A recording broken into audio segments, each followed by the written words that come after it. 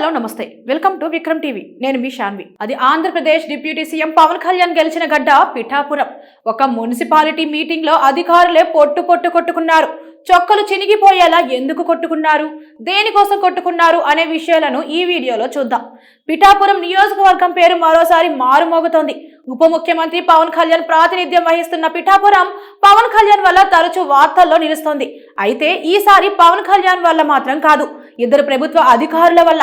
శనివారం నిర్వహించిన Pithapuram municipal council సమావేశంలో పురపాలక కమిషనర్ కనకారావు, డిఈఈ భవానీ శంకర్లు ఇద్దరు అందరి ముందు బహాబహీకు దిగారు. కౌన్సిల్ సమావేశంలో కౌన్సిలర్ల సాక్షిగా ఒకరిపై ఒకరు పరస్పర దాడులకు దిగారు. అకస్మాత్తుగా ఇలా ఒకరిపై ఒకరు ముష్టిఘాతాలతో దాడికి దిగడంతో ఒక్కసారిగా అందరూ విస్మయాన్ని వ్యక్తం చేశారు. అంతకుముందు ఒకరిపై ఒకరు పరస్పర ఆరోపణలు చేసుకున్న ఇద్దరు అధికారులు వాగ్వాదానికి దిగి ఆపై దాడులకు పాల్పడ్డారు. అయితే ఈ వ్యవహారం గురించి కౌన్సిలర్లు చెబుతున్న మాట ఇలా ఉంది. ఈ వ్యవహారం అప్పటికప్పుడు జరిగింది కాదని, ముందు నుంచి ఇద్దరి మధ్య అంతర్గతంగా విభేదాలున్నాయని ఇప్పుడు బయటపడిందంటున్నారు.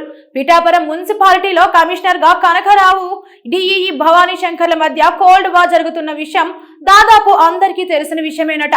అయితే సమావేశం వేదికగా ఇద్దరు బహాబాహీకు దిగడం ఇప్పుడు బహిర్గతమైంది. అవుట్ సోర్సింగ్ ఉద్యోగులకు జీతాలు చెల్లింపుల విషయమై కౌన్సిలర్లు అడిగిన ప్రశ్నలకు కమిషనర్ కనకారావు సమాధానం చెబుతూ డిఈఈ భవానీ శంకర్ పై ఆరోపణ చేయడంతో గొడవ మొదలవ్వగా దీనిపై స్పందించిన డిఈఈ కమిషనర్ పై ప్రత్యారోపణలు చేయడంతో రచ్చకెక్కింది. ఈ నేపథ్యంలోనే ఇద్దరి మధ్య వాగ్వాదం చోటు చేసుకోగా ఇద్దరు పరస్పర దాడికి దిగారు.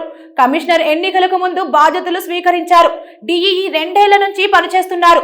ఇద్దరి మధ్య బిల్లులు చెల్లింపుల్లోనూ కాంట్రాక్టర్లతో కుమ్మక్కయ్యారన్న ఆరోపణలుండగా కమిషనర్ మాట తీరు దురుసుగా ఉండడం, డిఈఈ భవానీ శంకర్ 2 ఏళ్లుగా పనిచేస్తూ అవినీతికి పాల్పడుతున్నారని ఇలా ఒకరిపై ఒకరు గతంలోనూ పరస్పర ఆరోపణలు చేసుకున్న పరిస్థితి ఉంది. అయితే ఒకరంటే ఒకరికి పొసకపోగా ఇద్దరి మధ్య కొన్ని నెలలుగా బాగా మాటల యుద్ధం అయితే జరుగుతోందని, కానీ ఒకరిపై ఒకరు చేయి చేసుకునేంత స్థాయిలో విభేదాలున్నాయని మాత్రం అనుకోలేదని కౌన్సిలర్లు ముక్కున వేలేసుకుంటున్నారు. పిఠాపురంలో ఏ కార్యక్రమం జరుగుతున్నా దానికి పెద్ద ఎత్తులో ఫాలోయింగ్ ఈ మధ్య కాలంలో మామూలైపోయింది.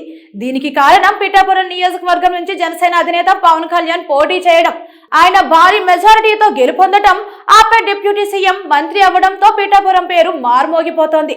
నిన్ననే శ్రావణ శుక్రవారం కావడంతో నియోజకవర్గంలోని మహిళలకు 12,000 చీరలు పవన్ కళ్యాణ్ సొంత ఖర్చుతో పంపిణీ చేశారు. మరోపక్క సెప్టెంబర్ 2న పవన్ కళ్యాణ్ పుట్టినరోజు సందర్భంగా పిఠాపురంలోనూ భారీ ఎత్తున జన్మదిన వేడుకలు ఘనంగా నిర్వహించాలని జనసేన నాయకులు, పవన్ కళ్యాణ్ అభిమానులు ప్లాన్ చేస్తున్నారు.